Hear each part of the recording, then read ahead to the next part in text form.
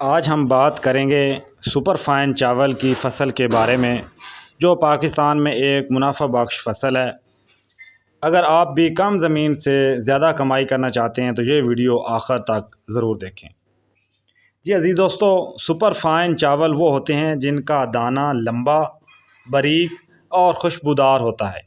یہ چاول high bread چاول سے زیادہ مہنگے ہوتے ہیں اور بیرون ملک بھی ان کی بہت ڈیمانڈ ہے۔ کاشت کا اگر وقت کی بات کریں تو عزیز دوستو، اس کی کاشت کے لیے ضروری ہے کہ آپ 1 مئی سے وسط جون تک جو ہے وہ آپ اس کی نرسری لگائیں اور پھر جون میں یا جولائی میں کھیت میں منتقل کر دیں۔ اس کو 1 جون سے لے کر 15 جولائی تک کھیت میں منتقل کیا جا سکتا ہے۔ زمین ہموار اور پانی رکھنے والی ہونی چاہیے تاکہ پانی اور کھاد کے لحاظ سے جو ہے وہ فصل اچھی رہے، اور چاول کی فصل کو پانی بہت ضروری ہوتا ہے۔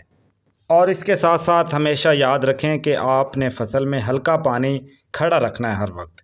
اور کھادیں کے لحاظ سے اگر بات کی جائے تو اس کے لیے یوریا، ڈی اے پی اور پوٹاش استعمال کیا جاتا ہے۔ تو بہتر یہی ہے کہ زمین کے پہلے ٹیسٹ کروائے جائیں، پھر اس کے لحاظ سے 2 بوری ڈی اے پی اور 1 بوری پوٹاش فصل کو لازماً استعمال کریں۔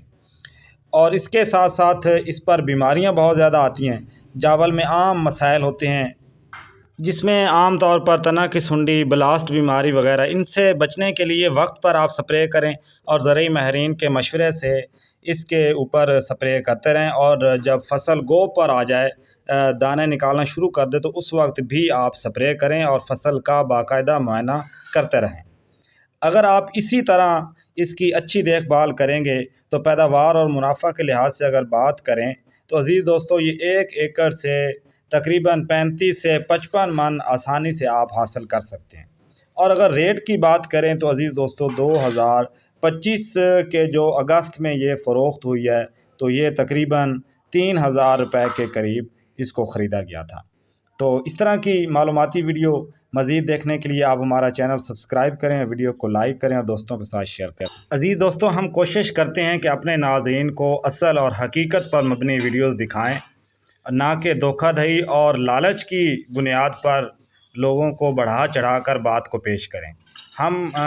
کوشش ہوتی ہے ہماری کہ ناظرین جو ہے وہ ان تک حقیقت پہنچائی جائے اور دوسروں کے تجربات سے سیکھ سکیں۔